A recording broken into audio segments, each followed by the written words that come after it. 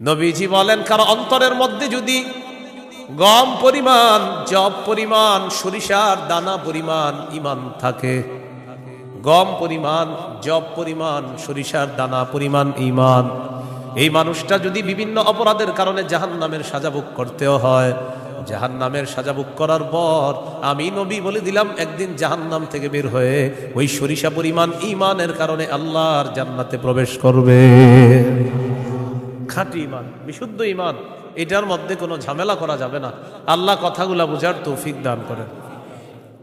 দোকানের শাটারটা লাগাইতেছেন, অর্ধেক শাটার আপনি নিছেন, মুয়াজ্জিন মসজিদের মধ্যে বলে কদ কামাতিস সালাহ, কদ কামাতিস সালাহ, নামাজ দাঁড়ায় গেছে, নামাজ দাঁড়িয়ে গেছে। এই টাইমে কাস্টমার এসে কয় 10,000 টাকার সদায় লাগবে, টেনশনে পড়ে গেলেন, নামাজ 10,000, নামাজ 10,000, নামাজ 10,000, পুরাই টেনশনে আছে। আল্লাহ তাআলা বলেন, সম্পদ যেন তোমাদেরকে আল্লাহর থেকে দূরে সরায় না দেয়। নামাজ দাঁড়িয়ে গেছে, আপনি শাটারও লাগাইতেছেন নামাজে যাওয়ার জন্য, আল্লাহ তাআলা বলেন এই শোনো, সম্পদ যেন আল্লাহর থেকে দূরে সরায় না দেয়। কাস্টমার কয় 10,000, মুয়াজ্জিন কয় কদ কামাতিস সালাহ, টেনশনে পড়ে গেছে, কি করব? সূরা তাহার 132 নম্বর আয়াতে আল্লাহ বলেন, লা নাসআলুকা রিজকা নাহনু নারযুকুকা, নবী আপনার কাছে আমি রিজিক চাই না, আমি আপনারে রিজিক দেই। পরিবারকে নামাজের কথা বলেন, নিজে নামাজ পড়েন। নামাজের পর আল্লাহ তাআলা রিজিকের কথা কেন বললেন? কারণ রিজিকের টেনশনে মানুষ নামাজ থেকে দূরে থাকে। আল্লাহ বলেন, বান্দা তুমি নামাজে যাও, আমি তোমার থেকে রিজিক চাই না, আমি আল্লাহ তোমাকে রিজিক দিয়ে দেই। আল্লাহ তাআলা বলেন, ইন কানা আবাউকুম, যদি তোমাদের মা বাবা, ওয়া আবনাউকুম, যদি তোমাদের সন্তান, ওয়া ইখওয়ানুকুম, যদি তোমাদের ভাই বোন, ওয়া আজওয়াজুকুম, যদি তোমাদের বিবি, ওয়া আশিরাতুকুম, যদি তোমাদের পরিবার আত্মীয় স্বজন, ওয়া আমওয়ালুন ইখতারাফতুমুহা, যদি তোমাদের উপার্জিত সম্পদ, ওয়া তিজারাতুন তাখশাউনা কাসাদাহা, তোমাদের ব্যবসা, যেই ব্যবসায় লস হওয়ার টেনশনে থাকো, ওয়া মাসাকিনু তারদাউনাহা, যে বাসস্থান তোমরা অনেক ভালোবাসো, আহাব্বা ইলাইকুম মিনাল্লাহ ওয়া রাসূলিহি ওয়া জিহাদিন ফি সাবিলি, আল্লাহ তাআলা বলেন এই 8টা জিনিস যদি আল্লাহ এবং তার রাসূল চাইতে তোমাদের কাছে বেশি প্রিয় হয়, ফাতারাব্বাসু, অপেক্ষা করো, হাত্তা ইয়াতি আল্লাহু বিআমরি, আল্লাহ তাআলা গজব নিয়ে আসার অপেক্ষা করো। বলি নাউযুবিল্লাহ। কি শিখলাম? এই 8 জিনিসের প্রতি আমাদের মহব্বত আছে বেশি। আল্লাহ বলেন এইগুলা যদি আল্লাহর চেয়ে বেশি মহব্বতের হয়, নবীর চেয়ে বেশি মহব্বতের হয়, চেয়ে বেশি মহব্বতের হয়, তাহলে গজবের অপেক্ষা থাকো। তাহলে কি শিখলাম? এই 8 জিনিসের চাইতে আল্লাহকে বেশি ভালোবাসা, রসুলকে বেশি ভালোবাসতে হবে। আল্লাহ তৌফিক দান করেন। এখানে কয় জিনিসের ভালোবাসার কথা হলো? 8 জিনিসের ভালোবাসার কথা। এবার আমার সাথে বলেন, সাধারণত মৌলিকভাবে 2টা জিনিস আমাদেরকে আল্লাহর থেকে দূরে রাখে। 1 সম্পদ, 2 সন্তান। এই 2টা মৌলিকভাবে আমাদেরকে খালি আল্লাহর থেকে গাফেল করে দেয়। সূরা মুনাফিকুনের 9 নম্বর আয়াতে আল্লাহ বলেন, ইয়া আইয়ুহাল্লাযীনা আমানু লা তুলহিকুম আমওয়ালুকুম ওয়ালা আওলাদুকুম আন যিকরিল্লাহ। আল্লাহ তাআলা বলেন, হে ঈমানদারগণ, লা তুলহিকুম আমওয়ালুকুম ওয়ালা আওলাদুকুম, তোমাদের সম্পদ, তোমাদের সন্তান তোমাদেরকে যেন গাফেল করে না দেয়, আন যিকরিল্লাহ, আল্লাহর স্মরণ থেকে যেন গাফেল করে না দেয়। আল্লাহু ওয়া রাসূলুহু আহাব্বা ইলাইহি মিম্মা সিওয়াহুমা وأن يحب المرء لا يحبه إلا لله وأن يكره أن يعود في الكفر كما يكره أن يقذف في النار أو كما قال عليه الصلاة والسلام اللهم صل على محمد وعلى آل محمد محمد كما صليت على إبراهيم وعلى آل إبراهيم إنك حميد مجيد اللهم بارك على محمد وعلى آل محمد كما باركت على إبراهيم وعلى آل إبراهيم إنك حميد مجيد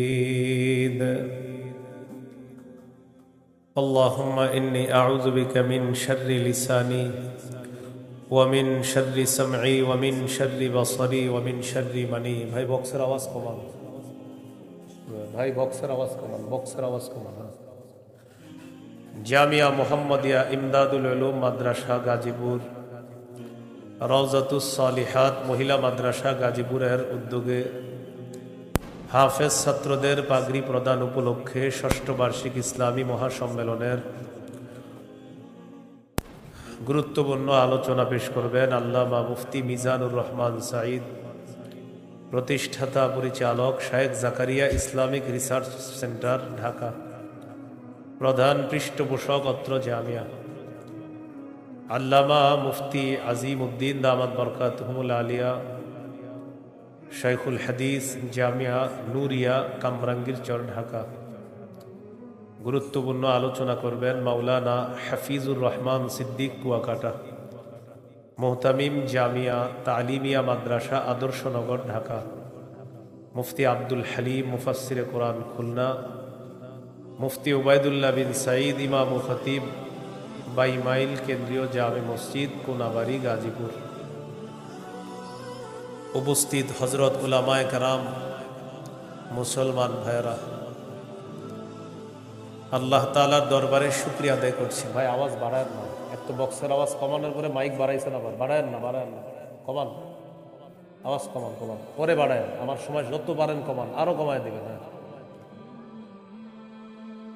উপস্থিত হজরত, ঠিক আছে এবার উপস্থিত হজরত উলামায়ে কেরাম, মুসলমান ভাইরা, আল্লাহ তাআলার দরবারে শুকরিয়া আদায় করছি। আল্লাহ আমাদেরকে এই মাহফিলে উপস্থিত হওয়ার তৌফিক দান করেছেন বলি আলহামদুলিল্লাহ।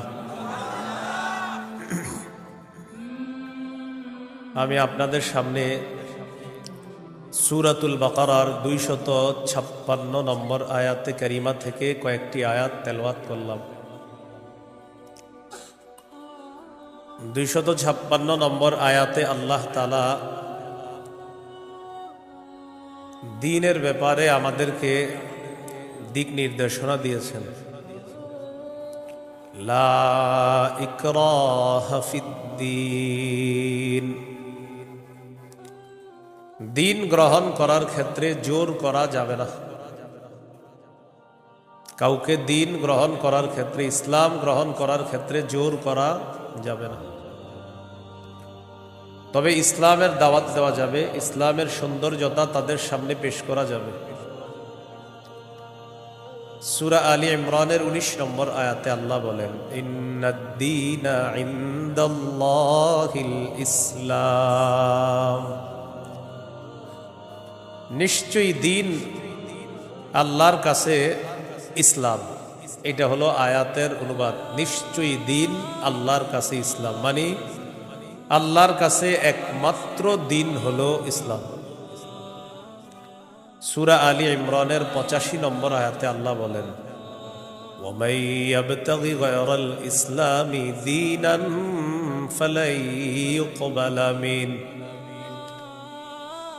যে ব্যক্তি ইসলাম ছাড়া অন্য কোনো দ্বীনকে গ্রহণ করে, অন্য কোনো কিছুকে দ্বীন হিসাবে গ্রহণ করে, ফালাই ইউকবালা মিন, এটা তার থেকে গ্রহণ করা হবে না। কেউ যদি ইসলাম ছাড়া অন্য কোনো কিছুকে দ্বীন হিসাবে গ্রহণ করে, এটা তার থেকে গ্রহণ করা হবে না, মানে ইসলাম ছাড়া অন্য কোনো দ্বীন গ্রহণযোগ্য না। এটা অন্যকে দাওয়াত দিয়ে বোঝানো যায়। জাহিলি যুগের বন্ধা নারীরা যাদের সন্তান হয় না, এই জাতীয় নারীরা মানত করলো, আমার যদি ছেলে হয় ছেলের ইহুদি বানাবো। নাউজুবিল্লাহ। কি বানাবে? নাজিবি গোত্রের ইয়াহুদিদেরকে বের করে দেওয়ার জন্য হুকুম আসলো। ইয়াহুদিদের আত্মীয় স্বজন যারা আছে তারা চিন্তা করলো, আমাদের আত্মীয় স্বজন যারা, তাদেরকে মুসলমান বানায়া মদিনায় রাইখা দিই।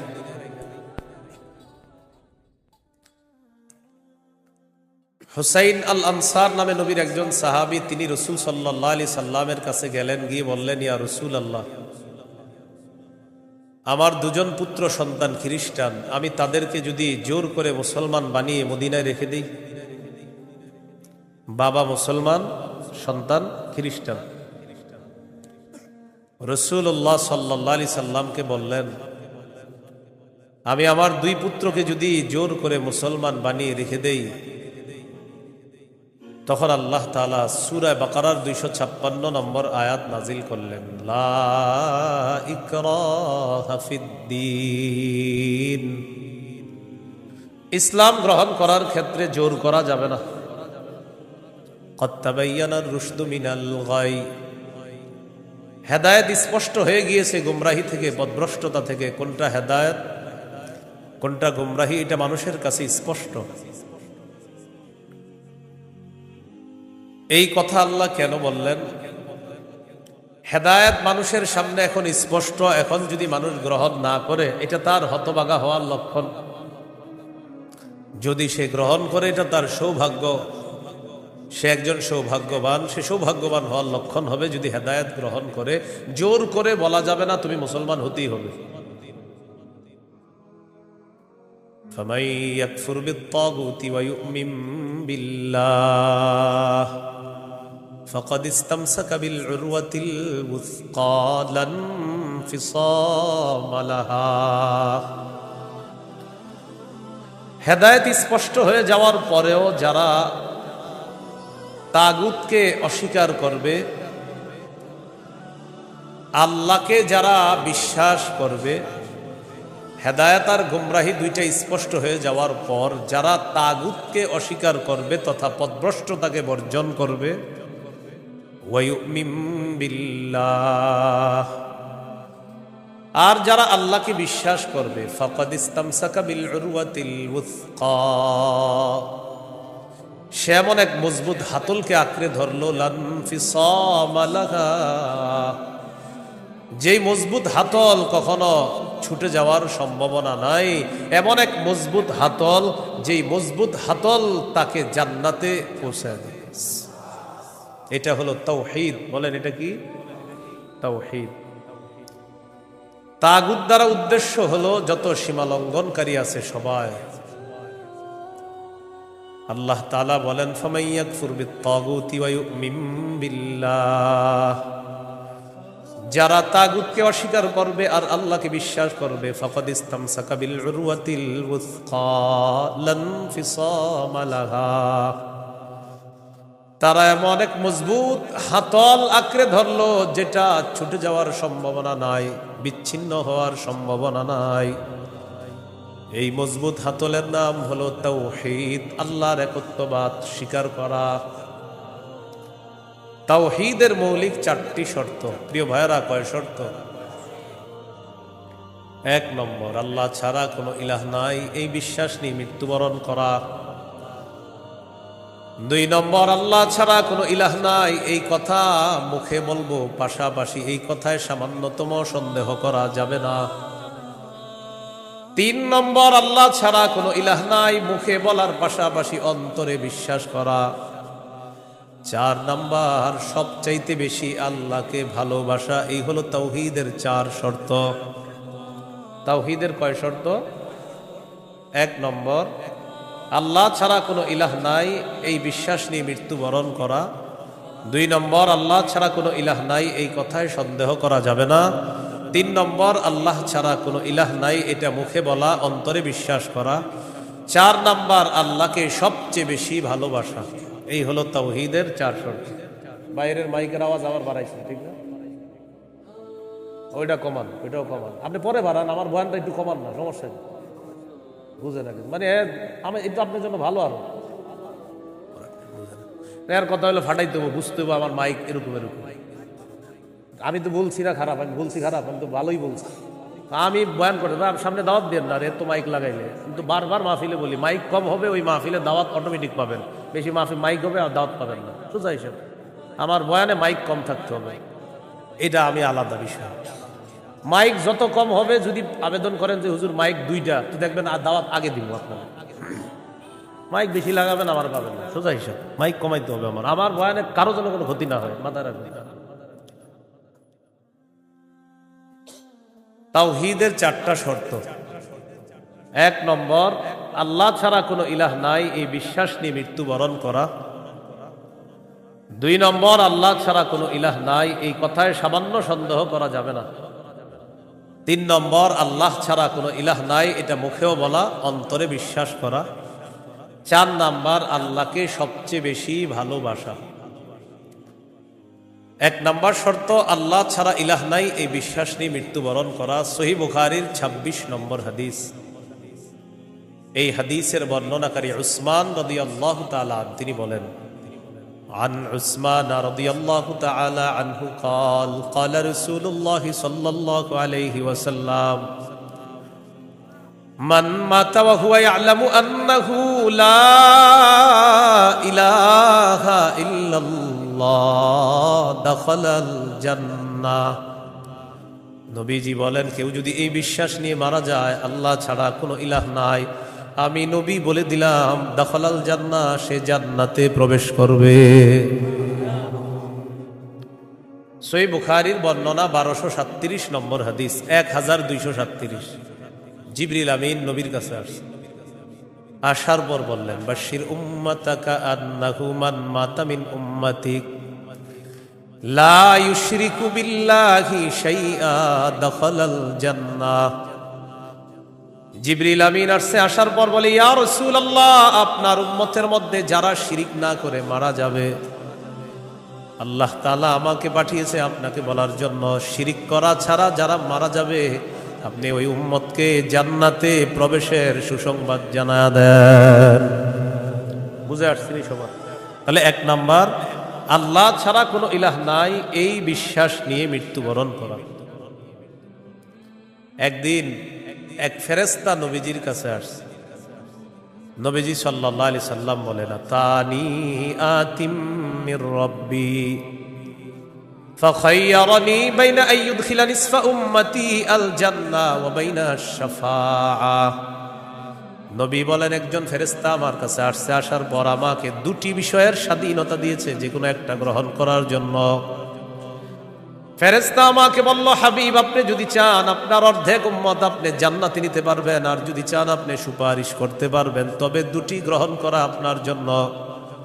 এই সুযোগ আপনি পাবেন না, যে কোনো একটি গ্রহণ করতে হবে। হয়তো অর্ধেক উম্মত জান্নাতে নিবেন, না হয় আপনি সুপারিশ গ্রহণ করবেন। আমাদের নবী বলেন, ইখতারতুশ শাফাআ, আমি সুপারিশ করাটাই আল্লাহর থেকে গ্রহণ করে নিলাম। বলেন তবে, বলেন সবাই বলেন তবে। এই সুপারিশ শুধু তারাই পাবে যারা শিরিক করবে না। নবীজি বলেন, ওয়াহিয়া লিমান লা ইউশরিকু বিল্লাহি শাইআ, আমার সুপারিশ শুধু তারাই পাবে যারা আল্লাহর সাথে শিরিক করবে না, তারাই শুধু আমার সুপারিশ পাবে, অন্যরা কিন্তু আমার সুপারিশ পাবে না। সহিহ বুখারীর বর্ণনা 99 নম্বর হাদিসে আল্লাহর নবীর সাহাবী আবু হুরায়রা রাদিয়াল্লাহু তাআলা আন নবীকে প্রশ্ন করলেন, মান আসআদুন নাসি বিশাফাআতিকা ইয়াউমাল কিয়ামাতি ইয়া রাসূলুল্লাহ। হুজুর, কিয়ামতের ময়দানে আপনার সুপারিশের মাধ্যমে কোন ব্যক্তি সবচেয়ে সৌভাগ্যবান হবে আমাকে একটু বলেন। নবীজি বললেন, আবু হুরায়রা, আমি জানতাম তোমার আগে এই প্রশ্ন আমাকে কেউ করবে না। লিমা রাআইতু মিন হিরসিকা আলাল ইলম, ইলমের প্রতি তোমার যে আগ্রহ, বিদ্যার প্রতি তোমার যে আগ্রহ, আমি জানতাম তোমার আগে এই প্রশ্ন আমাকে কেউ করবে না, তুমি যে প্রশ্নটা করছো। তো যেহেতু তুমি প্রশ্নটা করেই ফেলছো, উত্তরটা নাও। আসাদুন নাসি বিশাফাআতি ইয়াউমাল কিয়ামাতি মান ক্বালা লা ইলাহা ইল্লাল্লাহ খালিসাম মিন কিবালি নাফসি, কোন ব্যক্তি যদি দিল থেকে বলে লা ইলাহা ইল্লাল্লাহ আর এই বিশ্বাস নিয়ে যদি মারা যায়, কিয়ামতের ময়দানে আমার সুপারিশের মাধ্যমে এই ব্যক্তি সবচাইতে সৌভাগ্যবান বান্দা হয়ে যাবে। কি শিখলাম বলেন? লা ইলাহা ইল্লাল্লাহ। তিরমিজির বর্ণনা 3592 নম্বর হাদিস। ক্বালা রাসূলুল্লাহ সাল্লাল্লাহু আলাইহি ওয়াসাল্লাম, মা আব্দুন ক্বালা লা ইলাহা ইল্লাল্লাহ মুখলিসান কাত্তু ইল্লা ফুতিহাত লাহু আবওয়াবুস সামাই হাত্তা তুফজিয়া ইলাল আরশ। নবীজি বলেন, কোন বান্দা যদি একবার ইখলাসের সাথে লা ইলাহা ইল্লাল্লাহ পাঠ করে, আল্লাহর আসমানের সবগুলা দরজা খুলে দেওয়া হয়, তার লা ইলাহা ইল্লাল্লাহ যেন আরশ পর্যন্ত পৌঁছে যায়। তাওহীদের কয় শর্ত ভুলে গেছে? কয় শর্ত? 1 নম্বর, আল্লাহ ছাড়া ইলাহ নাই, এই বিশ্বাস নিয়ে মরতে হবে। 2 নম্বর, আল্লাহ ছাড়া কোনো ইলাহ নাই, এই কথায় সামান্য সন্দেহ করা যাবে না।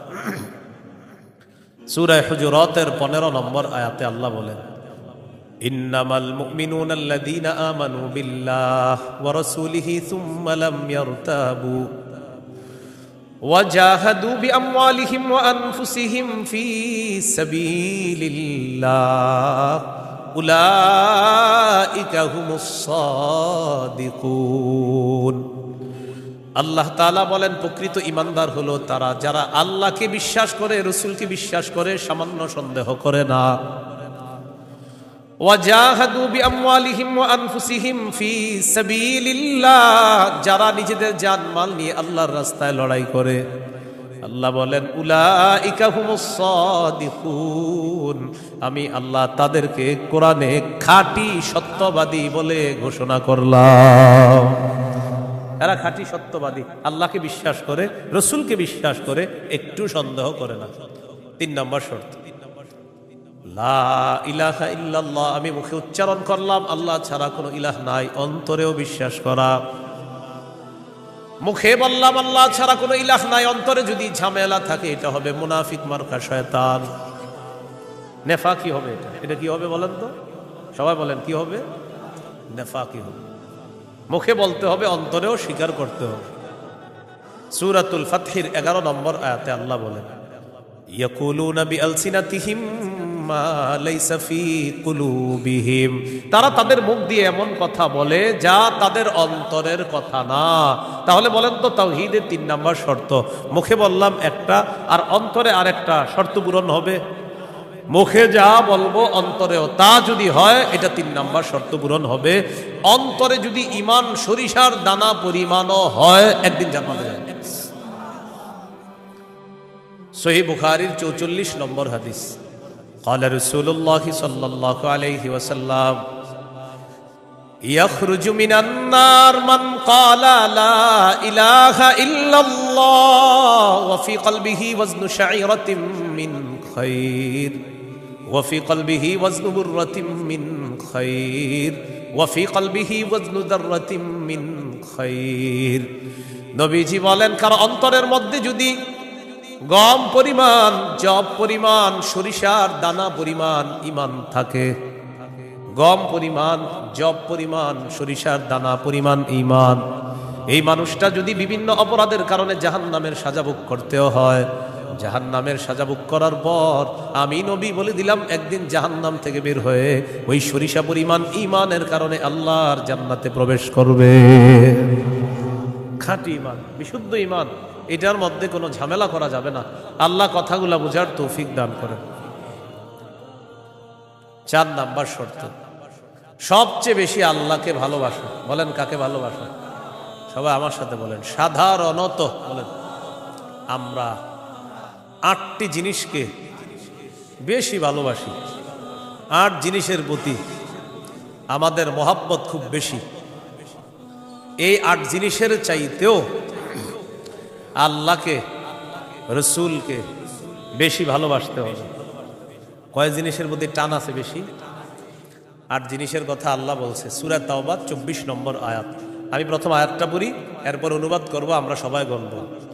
আল্লাহ তাআলা বলেন, কুল ইন কানা আবাউকুম ওয়া আবনাউকুম ওয়া ইখওয়ানুকুম ওয়া আজওয়াজুকুম ওয়া আশীরাতুকুম ওয়া আমওয়ালুন ইকতারাফতুমুহা ওয়া তিজারাতুন তাখশাউনা কাসাদাহা ওয়া মাসাকিনু তারদাউনাহা আহাব্বা ইলাইকুম মিনাল্লাহি ওয়া রাসূলিহি ওয়া জিহাদিন ফি সাবিলিহি ফাতারাব্বাসু হাত্তা ইয়াতিয়াল্লাহু বিআমরি। কত?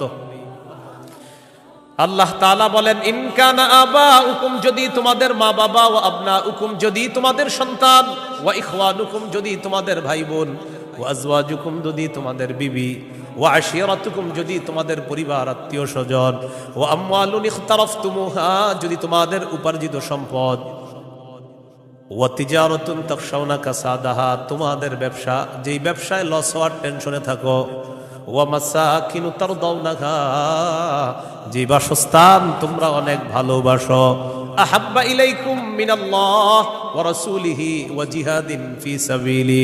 আল্লাহ তাআলা বলেন, এই 8টা জিনিস যদি আল্লাহ এবং তার রাসূল আর চাইতে তোমাদের কাছে বেশি প্রিয় হয়, ফাতারাব্বাসু, অপেক্ষা করো, হাত্তা ইয়াতিয়াল্লাহু বিআমরি, আল্লাহ তাআলা গজব নিয়ে আসার অপেক্ষা করো। বলি নাউযুবিল্লাহ। কি শিখলাম?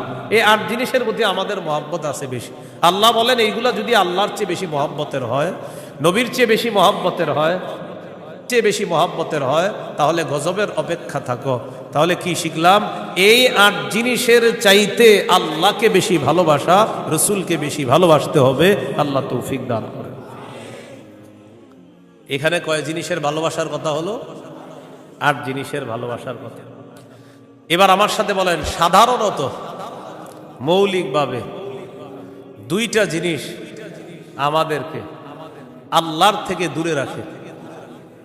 1 সম্পদ, 2 সন্তান। এই 2টা মৌলিকভাবে আমাদেরকে খালি আল্লাহর থেকে গাফেল করে দেয়। সূরা মুনাফিকুনের 9 নম্বর আয়াতে আল্লাহ বলেন, ইয়া আইয়ুহাল্লাযীনা আমানু লা তুলহিকুম আমওয়ালুকুম ওয়ালা আওলাদুকুম আন যিকরিল্লাহ। আল্লাহ তাআলা বলেন, হে ঈমানদারগণ, লা তুলহিকুম আমওয়ালুকুম ওয়ালা আওলাদুকুম, তোমাদের সম্পদ, তোমাদের সন্তান তোমাদেরকে যেন গাফেল করে না দেয়, আন যিকরিল্লাহ, আল্লাহর স্মরণ থেকে যেন গাফেল করে না দেয়। দোকানের শাটারটা লাগাইতেছেন, অর্ধেক শাটার আপনি নিছেন, মুয়াজ্জিন মসজিদের মধ্যে বলে, কদ কামাতিস সালাহ, কদ কামাতিস সালাহ, নামাজ দাঁড়ায় গেছে, নামাজ দাঁড়িয়ে গেছে।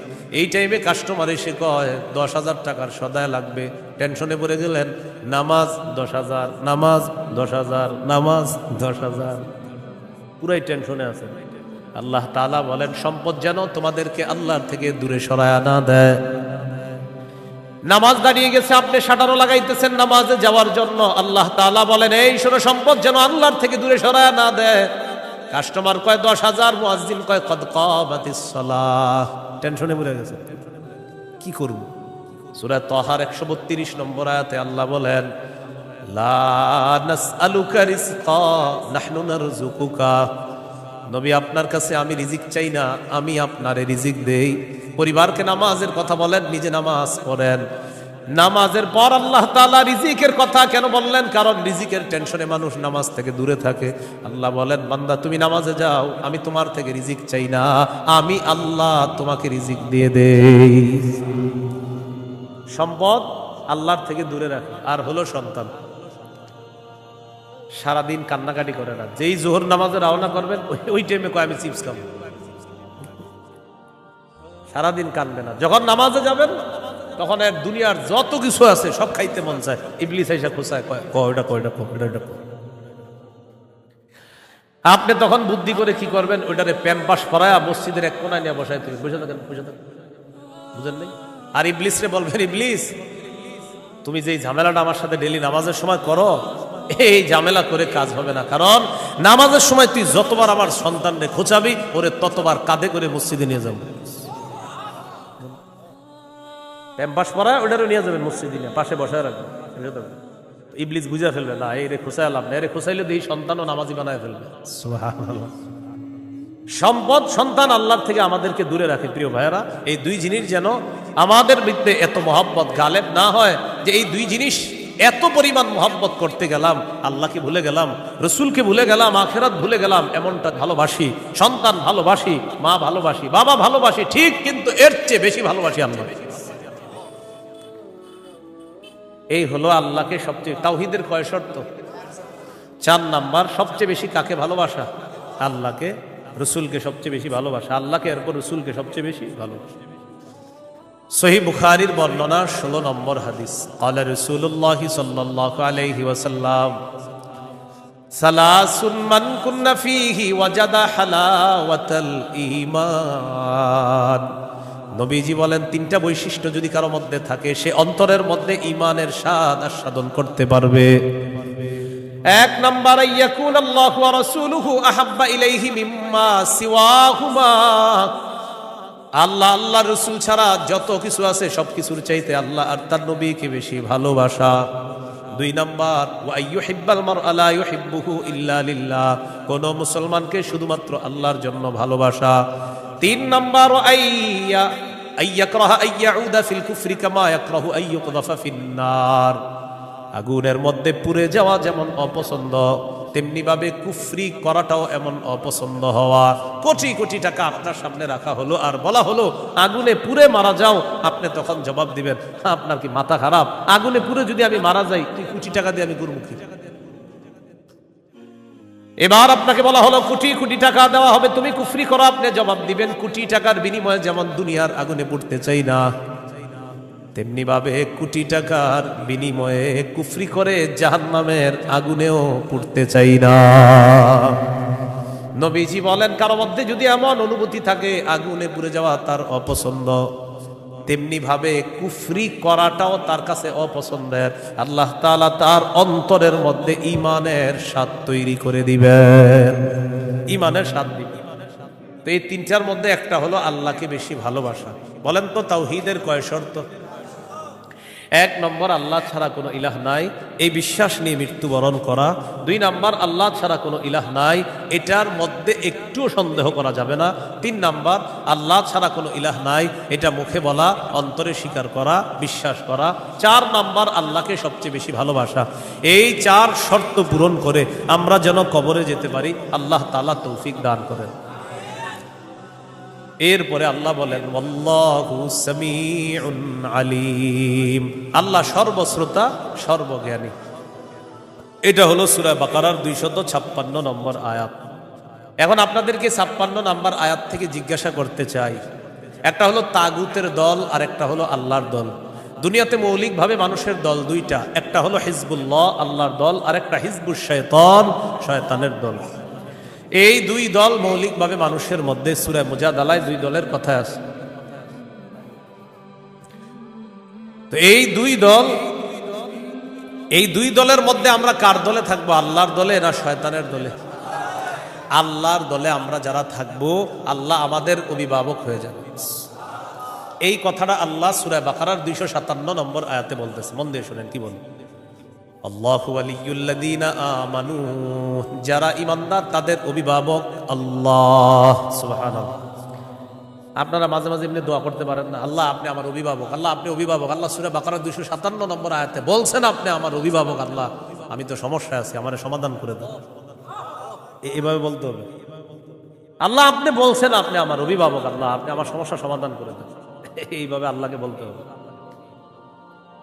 আল্লাহু ওয়ালিয়ুল্লাযীনা আমানু, আল্লাহ বলেন যারা ঈমানদার তাদের অভিভাবক হলেন আল্লাহ। ইউখরিজুহুম মিনাজ যুলুমাতি ইলান নূর, আল্লাহ তাআলা অভিভাবক, ঈমানদারদেরকে অন্ধকার থেকে বের করে আলোর দিকে আল্লাহ তাআলা নিয়ে যায়। ওয়াল্লাযীনা কাফারু আউলিয়াউহুমুত তাগুত, আর যারা কাফের তাদের অভিভাবক হলো শয়তান। বলেন তো ঈমানদারের অভিভাবক কে? কাফেরের অভিভাবক কে? উলাইকা আসহাবুন নারি হুম ফিহা খালিদুন। আল্লাহ বলেন যারা তাগুতের অনুসারী তারা চিরস্থায়ীভাবে জাহান্নামে থাকবে। বলি নাউজুবিল্লাহ। তাগুত বলা হয় যত সীমা লঙ্ঘনকারী আছে জালেম, সব তাগুত। এই তাগুত এটা পুরুষ হোক আর মহিলা হোক, এই তাগুত যারা এরা জালেম অথবা জালেমা, সব তাগুত। তবে কষ্টের বিষয় আর দুঃখের বিষয়, আমরা বারবার এক তাগুত ছেড়ে আরেক তাগুতকে ধরি। এক তাগুত ছেড়ে আরেক তাগুতকে কি করি? ধরি। কেন ধরি জানেন? বৃষ্টি থেকে বাঁচার জন্য ঝর্ণা নিচে এসে দাঁড়ায় আর কি। কোথায় দাঁড়াই? বাঁচার জন্য কি থেকে কোথায় এসে দাঁড়াই? এক তাগুতকে ছেড়ে আরেক তাগুত ধরা, মানে বৃষ্টি থেকে বাঁচার জন্য ঝর্ণার নিচে এসে দাঁড়ায়। ভাই কিছু ঘটনা লাগে, ঝর্ণার নিচে কেন? আর বললেন না বাইরে বৃষ্টি, এনে কি? এই জন্য মনে রাখবেন, শত্রু এটা কখনো বন্ধু হবে না। এরে আপনি যতই মনে করেন বন্ধু, এই শত্রু সব সময় শত্রু। সূরা মাইদার 51 নম্বর আয়াতে আল্লাহ বলে দিয়েছেন।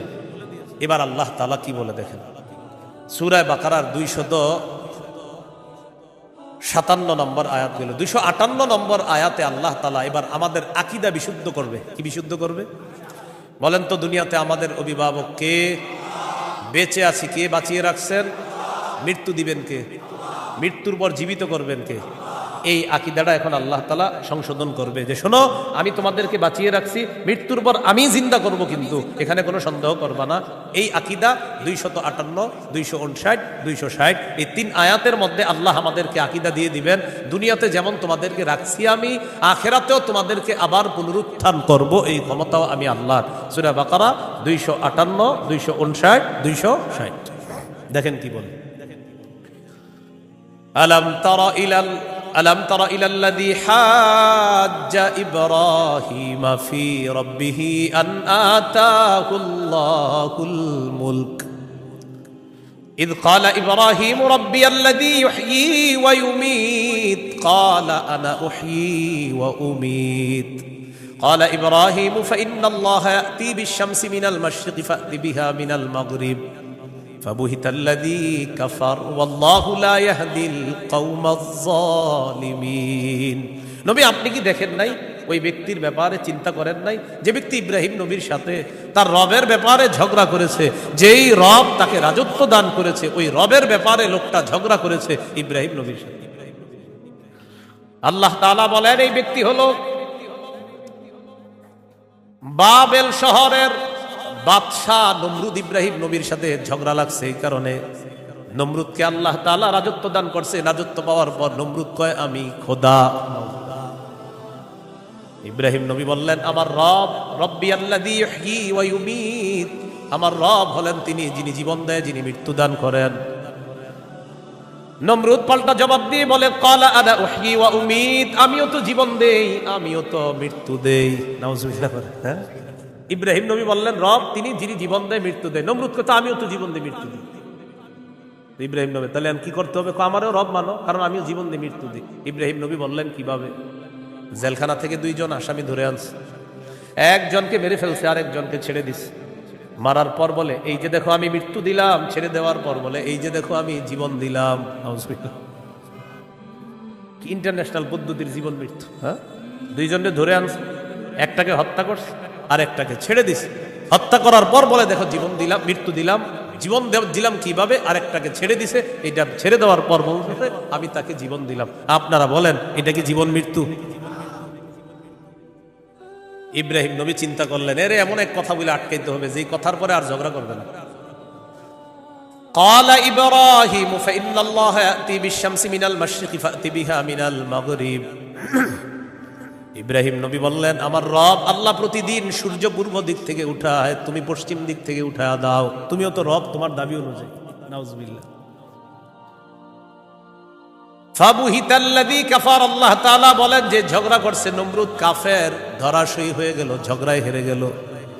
মুফাসসিরিনে কেরাম বলেন নমরুদ পাল্টা বলতে পারতো ইব্রাহিম আমি সূর্য পশ্চিম দিক থেকে উঠাতে পারবো না, তোমার রব আল্লাহ প্রতিদিন পূর্ব দিক থেকে সূর্য উঠায়, আমি তো পারবো না। তুমি তোমার রব আল্লাহকে বলো সূর্যটা যেন পশ্চিম দিক থেকে উঠায় দেখা দেয়।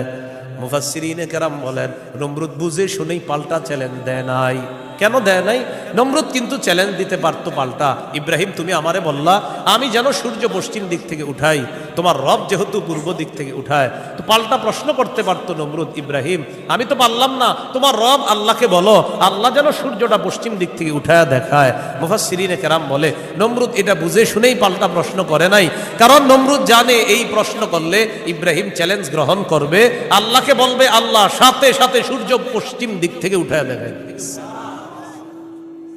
আর এটা যদি করে ফেলে নমরুদের দল ছোট হয়ে যাবে, হালকা হয়ে যাবে। এই জন্য নমরুদ আর পাল্টা চ্যালেঞ্জ নেয় নাই। বলেন তো নমরুদকে রাজত্ব দিয়েছিল কে?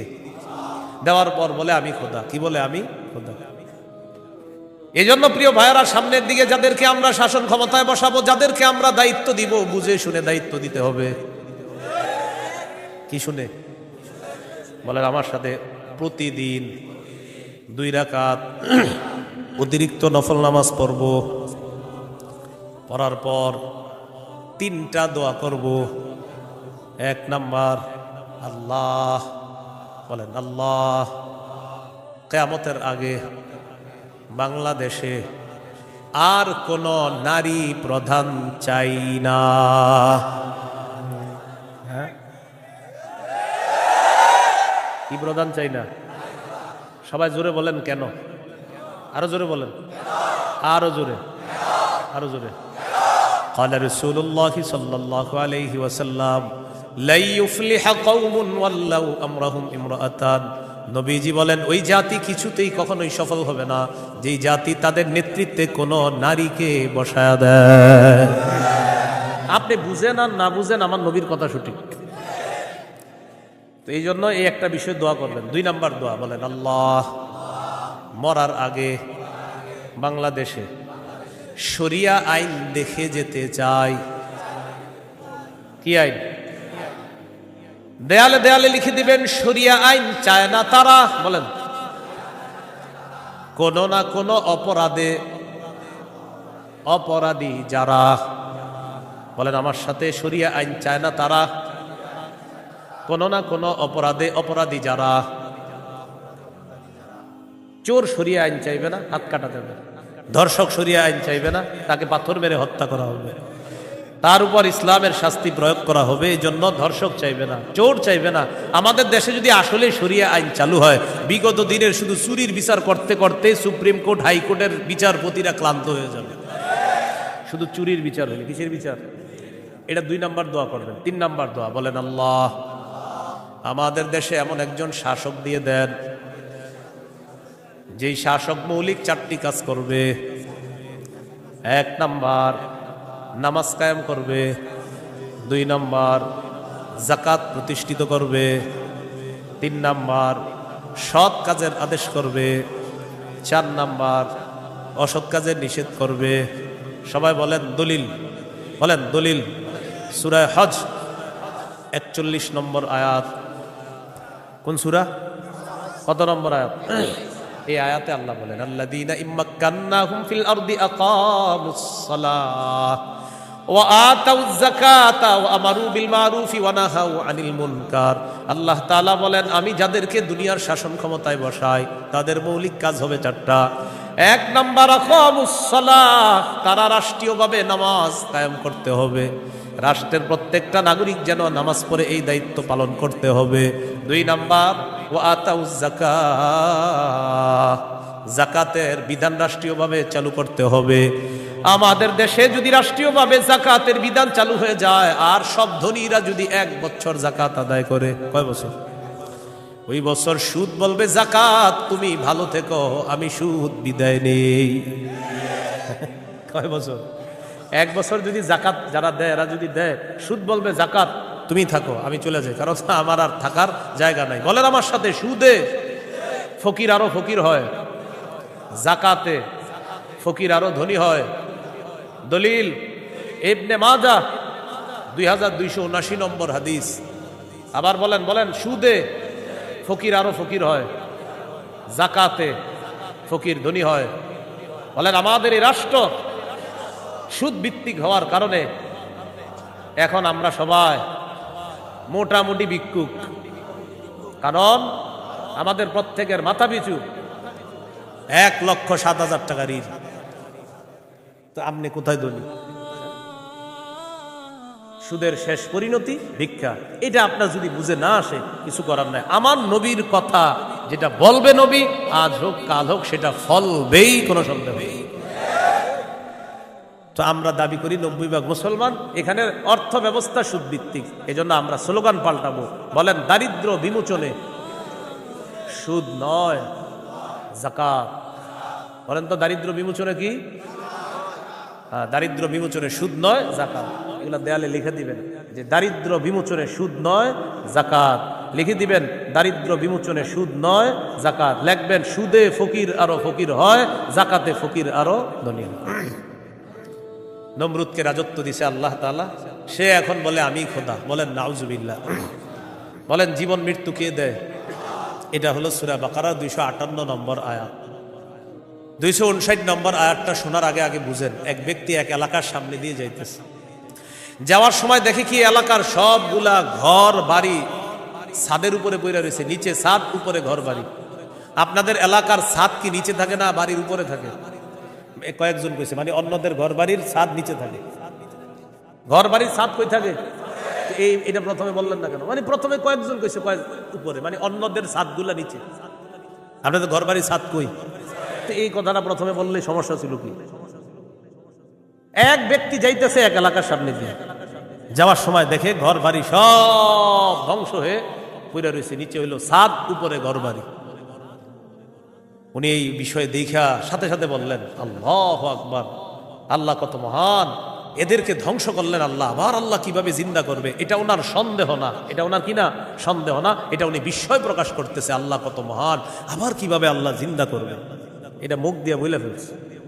সাথে সাথে আল্লাহ তাকে মৃত্যু দিচ্ছে, 100 বছর মৃত অবস্থায় রাখছে। কয় বছর? 100 বছর মৃত অবস্থায় রাখছে। 100 বছর পর জিন্দা করছে। জিন্দা করার পর তাকে জিজ্ঞাসা করলেন আপনি কয় বছর মৃত অবস্থায় ছিলেন? তো জবাব দিলেন 1 দিন বা আধা দিন। আল্লাহ তাআলা বললেন আপনি 100 বছর ছিলেন মরা। কয় বছর? ওই যে উনি বলছিলেন মরাকে আল্লাহ কিভাবে জিন্দা করবে, আল্লাহ দেখাই দিতেছে। আপনার খানা পানির দিকে তাকান তো, তাকাইছে খানা পানির দিকে, তাকায় দেখে খানা পানি পচে নাই। সুবহানাল্লাহ। কয় বছর? এবার আপনার গাদার দিকে তাকান তো, তাকাইছে গাদার দিকে, গাদাটার কি অবস্থা দেখে কি গাদা পচে গলে মরে মাটির সাথে মিশে গেছে। আল্লাহ তাআলা বুঝায় এই জন্যই তো আমি আল্লাহ। সুবহানাল্লাহ। এবার আল্লাহ তাআলা বললেন দেখেন গাদার অস্থিগুলা মাটির সাথে মিশে গেছে, আমি এগুলারে উঠাই। তো হাড্ডি উঠাইছে, উঠানোর পর এটার উপরে আল্লাহ গোস্তের প্রলেপ দিয়ে এটার মধ্যে প্রাণ সঞ্চার করে আবার গাদা জিন্দা করে দিচ্ছে। বলেন মৃতকে জিন্দা করে কে? এই কথাটাই আল্লাহ তাআলা বলেন আউকাল্লাযী মাররা আলা ক্বরিয়াতিন ওয়া হিয়া খাফিয়াতুন আলা উরুশিহা। অথবা নবী আপনি কি ওই ব্যক্তির ব্যাপারে চিন্তা করেন নাই যে ব্যক্তি এক এলাকার সামনে দিয়ে গেছে, যাওয়ার সময় দেখে এলাকার সবগুলা ঘর বাড়ি ছাদের উপর পড়া, এর মানে ঘর বাড়িগুলা সব ধ্বংস। ক্বালা আন্না ইউহয়ী হাযিহিল্লাহু বা'দা মাউতিহা। তখন তিনি বললেন আল্লাহ তাআলা কিভাবে তাদেরকে মৃত্যুর পর আবার পুনরায় জিন্দা করবেন। ফাআমাতাহুল্লাহু মিআতা আমিন। আল্লাহ তাআলা তাকে 100 বছরের জন্য মৃত্যু দিলেন। সুম্মা বাআসা, আবার তাকে জিন্দা করলেন। করার পর আল্লাহ বললেন ক্বালা কাম লাবিস্তা, কতদিন আপনি এইভাবে মৃত অবস্থায় কাটিয়েছেন? তিনি জবাব দিলেন লাবিস্তু ইয়াওমান আও বা'দা ইয়াওম, একদিন বা আধা দিন আমি মৃত অবস্থায় ছিলাম। কয়দিন? না আপনারা বলেন আসলে কয় বছর? আল্লাহ তাআলা বলেন ক্বালা বাল লাবিস্তা মিআতা আমিন ফানজুর ইলা তাআমিকা ওয়া শারাবিকা লাম ইয়াতাসান্না। আপনি 100 বছর মরা ছিলেন, খানার দিকে তাকান, পানির দিকে তাকান, লাম ইয়াতাসান্না, পচে নাই। সুবহানাল্লাহ। ওয়ানজুর ইলা হিমারিকা, গাদাটার দিকে তাকান, গাদার দিকে তাকাইছে, তাকায় দেখে পচে গলে মাটির সাথে মিশে গেছে। আল্লাহ তাআলা বলেন জানেননি কেন আপনাকে আমি মৃত্যু দিলাম, আবার 100 বছর পর আপনাকে আমি কেন জিন্দা করলাম? ওয়ালিনাজআলাকা আয়াতাল লিন্নাস, আমি আপনাকে দুনিয়ার মানুষের সামনে নিদর্শন হিসাবে রেখে দিলাম যে দেখো আমি আল্লাহ মৃতকে জিন্দা করি, এর দৃষ্টান্ত দুনিয়াতেই দেখায়া দিলাম। কয় বছর বছর মৃত্যু রাখছে, এরপরে আল্লাহ আবার উঠেছে। এবার আল্লাহ বললেন অনজুর ইলাল ইযামি কাইফা নুনশিজুহা ওই যে আপনার গাদার অস্থিগুলা মাটির সাথে মিশে গেছে, দেখেন কিভাবে আমি উত্থিত করি। সুম্মা নাকসুহা লাহমা, এরপর দেখেন কিভাবে গোস্তের পোশাক হাড্ডিগুলার উপর পড়ায়া দেই। আল্লাহ গোস্তের পোশাক পরায়া প্রাণ সঞ্চার করে গাদা আবার জিন্দা করে। এবার তিনি বললেন, মানে কে? ওই যে যিনি বলছিলেন 100 বছর আগে আল্লাহ কিভাবে জিন্দা করবে, তখন তিনি বললেন, ক্বালা আ'লামু আন্নাল্লাহা আলা কুল্লি শাইইন কাদির। আমি বুঝতে পারছি, আমি জানি আল্লাহ সবকিছুর উপর ক্ষমতাবান। বলেন সবকিছুর উপর ক্ষমতাবান কে? 100 বছর মৃত রাইখা আবার জিন্দা করার ক্ষমতা কার? এখন আমি কি আপনাদেরকে বলছি লোকটাকে? এই লোকটাকে বলছি? বলি নাই। এলাকা কোনটা এটাও বলছি? বলি নাই। কোরআনে এলাকার নামও আসে নাই, ওই ব্যক্তির নামও আসে নাই। তবে মুফাসসিরিনে কেরাম বলেন এই ব্যক্তি যে একজন নবী ছিলেন এতে সন্দেহ নেই। উনি একজন কি ছিলেন? নবী ছিলেন, এতে কোনো সন্দেহ নেই। এটা হলো মুফাসসিরিনে কেরামের বক্তব্য। মুআররিখিন যারা আছে, ঐতিহাসিকগণ, তারা বলেন আগে পরে গবেষণা করলে বোঝা যায় তিনি ছিলেন উজাইর আলাইহিস সালাম। কোন নবী? অথবা বলেন, অথবা আরমিয়া আলাইহিস সালাম, এটা একজন নবীর নাম। তাহলে ওই জনপদের সামনে দিয়ে যিনি গিয়েছেন তিনি একজন নবী ছিলেন, এই ব্যাপারটা স্পষ্ট।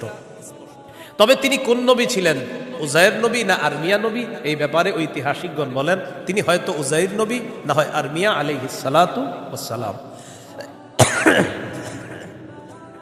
এখন এলাকা এটা কোন এলাকা? ঐতিহাসিকগণ বলেন এলাকাটা বাইতুল মুকাদ্দাসের বুখতে নসর যে এলাকা দখল করেছিল, ওই বুখতে নসরের এলাকাটা ইতিহাস গবেষণা করলে বোঝা যায় ওই এলাকাটা আল্লাহ ধ্বংস করার পর তখন ওই নবী এলাকার সামনে দিয়ে গিয়েছিলেন। তাহলে এলাকার নাম সরাসরি কোরআনে নাই, এলাকার নাম সরাসরি হাদিসে নাই, নবীর নাম সরাসরি কোরআনে নাই, নবীর নাম সরাসরি হাদিসে নাই। মুফাসসির এবং ঐতিহাসিকগণ গবেষণা করে বলেন আগা গোড়া এটা গবেষণা করলে বোঝা যায় নবী ছিলেন হযরত উজাইর অথবা আরমিয়া, আর এলাকাটা ছিল বাইতুল মুকাদ্দাস। এই হলো সূরা বাকারার 259 নম্বর আয়াত। সূরা বাকারার 260 নম্বর আয়াত। এই আয়াতেও আল্লাহ আমাদের আকীদা স্বচ্ছ করবে যে দেখো দুনিয়াতে আমি তোমাদেরকে জিন্দা রাখছি, আবার আমি মৃত্যু দিব, আবার তোমাদেরকে পুনরুত্থান করব, এই ক্ষমতা। বিসমিল্লাহির রহমানির রহিম। আল্লাহুম্মা লাকাল হামদু ওয়া লাকাশ শুকর। সূরা বাকারার 260 নম্বর আয়াত আল্লাহ বলেন وَإِذْ قَالَ إِبْرَاهِيمُ رَبِّ أَرِنِي كَيْفَ تُحْيِي الْمَوْتَى قَالَ أَوَلَمْ تُؤْمِنْ قَالَ بَلَى وَلَكِنْ لِيَطْمَئِنَّ قَلْبِي قَالَ فَخُذْ أَرْبَعَةً مِنَ الطَّيْرِ فَصُرْهُنَّ إِلَيْكَ ثُمَّ اجْعَلْ عَلَى كُلِّ جَبَلٍ مِنْهُنَّ جُزْءًا ثُمَّ ادْعُهُنَّ يَأْتِينَكَ سَعْيًا وَاعْلَمْ أَنَّ اللَّهَ عَزِيزٌ حَكِيمٌ। স্মরণ করুন ওই সময়কে যখন ইব্রাহিম নবী বললেন রব্বি আরিনি কাইফা তুহিল মাউতা, আল্লাহ আপনি আমাকে দেখান আপনি কিভাবে মৃতকে জিন্দা করেন। আল্লাহ তাআলা বললেন ক্বালা আওয়ালাম তুমিন, ইব্রাহিম আপনি কি বিশ্বাস করেন না? ইব্রাহিম নবী জবাব দিলেন ক্বালা বালা ওয়ালাকিন লিয়াতমাইন্না কলবি, আল্লাহ অবশ্যই বিশ্বাস করি, তবে আমার অন্তরের প্রশান্তির জন্য আমি জানতে চাই আল্লাহ আপনি কিভাবে মৃতকে জিন্দা করেন। ভাই 259 আর 260 নম্বর আয়াতে একটা বিষয় কিন্তু মনে রাখেন, আমি আবার বারবার বলতেছি কথাটা। 259 নম্বর আয়াতে ওই যে নবী বললেন আল্লাহ কিভাবে মৃতদেরকে জিন্দা করবেন, এটা কিন্তু নবীর সন্দেহ না। আবার বলছি এটা কি না? সন্দেহ না, বলেন বিস্ময়, কি উনি আশ্চর্য হচ্ছেন।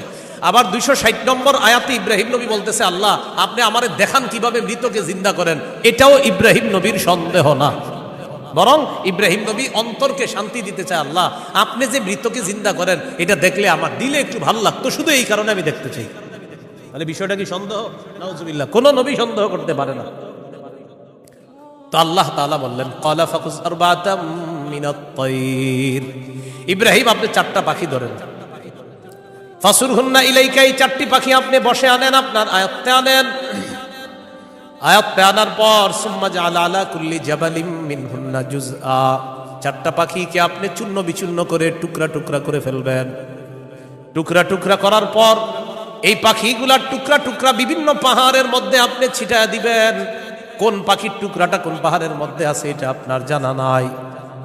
এবার আপনি তাদের নাম ধরে আপনি ডাকবেন। আল্লাহ তাআলা বলেন আমার হুকুমে যেই যেই পাখির টুকরাগুলা যেই পাহাড়ের মধ্যে আছে ওই টুকরাগুলা আমি আল্লাহ প্রত্যেক পাহাড় থেকে আলাদা আলাদা করে একত্রিত করে অবিকল ওই পাখির মধ্যে প্রাণ সঞ্চার করে দিব, পাখি আপনার সামনে উঠতে উঠতে উপস্থিত হয়ে যাবে। তো আল্লাহ বলেন ফাসুরহুন্না ইলাইকা, এটা আপনি বসে আনেন, আয়াতটা আনেন, সুম্মা জাআল আলা কুল্লি জাবালিম মিনহুন্না জুজআ, এগুলারে টুকরা টুকরা করে আপনি পুরা সব একসাথে করে ফেলবেন। এখন বলেন তো 4 পাখি একসাথে টুকরা টুকরা করলে কোন পাখির টুকরা কোথায় আছে এটা কি বলা যাবে? ইব্রাহিম নবীকে বললেন আলাদা আলাদা পাহাড়ের মধ্যে রেখে দেন, রাখার পর এবার আপনি ডাক দিবেন, ডাক দেওয়ার পর দেখবেন ওই আলাদা টুকরাগুলা একত্রিত হয়ে যেই যেই পাখির টুকরা আমি আল্লাহর হুকুমে ওই পাখির শরীরে যাবে, আমি প্রাণ সঞ্চার করে দিব, পাখি আপনার সামনে উঠতে উঠতে উপস্থিত হয়ে যাবে। শেষে আল্লাহ বলেন ওয়ালাম, জেনে রাখেন আল্লাহ আজিজুল হাকিম, আল্লাহ মহাপরাক্রমশালী, আল্লাহ মহাপ্রজ্ঞাময়। 3টি বিষয়। 1 নাম্বার বলেন আল্লাহর কাছে মনোনীত ধর্মের নাম কি? ইসলাম। ইসলামের দাওয়াত অন্যের সামনে দেওয়া যাবে কিনা? যাবে। ইসলাম গ্রহণে কাউকে কি জোর করা যাবে? আচ্ছা। 2 নম্বর, মৌলিকভাবে মানুষের দল কয়টা? 2টা। একটা কার দল? আল্লাহর দল। আর একটা কার দল? শয়তান। ইমানদারের অভিভাবক কে? কাফেরদের অভিভাবক কে? শয়তান। 3 নম্বর, আমাদেরকে দুনিয়াতে জীবিত রাখছে কে? মৃত্যু দিবে কে? মৃত্যুর পর আবার জিন্দা করবেন কে? এই 3টি বিষয় সূরা বাকারার 256 থেকে 260 নম্বর আয়াত পর্যন্ত আমরা জানলাম।